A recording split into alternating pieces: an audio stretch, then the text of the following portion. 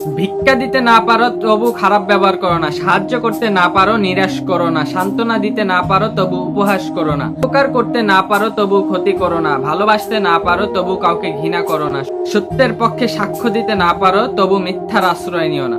প্রতিরোধ কোন একটি পথ নয়, প্রতিরোধই মুক্তির পথ।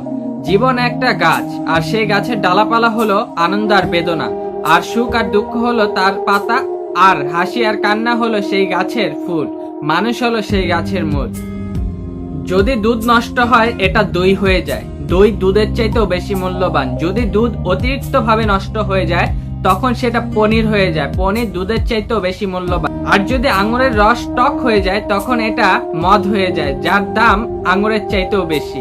তেমনি আমাদের ভুলগুলো আমাদেরকে আগের থেকে অভিজ্ঞ মানুষ হিসেবে মূল্যবান করে তোলে। কিছু বাস্তব পরিস্থিতি: বোকারা রাগ করে, বুদ্ধিমানরা ধৈর্য ধরে, মিথ্যাবাদীরা চাপা মারে, প্রত্যারা রূপচর্চা করে, লোভীরা বিপদে পড়ে, পরিশ্রমীরা কর্ম করে, আর অলসেরা অজুহাত তালাশ করে, সাহসীরা বাস্তবায়ন করে, ভীরুরা কান্না করে, প্রতারকরা অভিনয় করে, স্বার্থবাদীরা কেটে পড়ে, ছোট মনে মানুষেরা হিংসা করে। স্বপ্ন পালিয়ে যায় ঘুম ফুরিয়ে গেলে, আর মানুষ পালিয়ে যায় স্বার্থ ফুরিয়ে গেলে।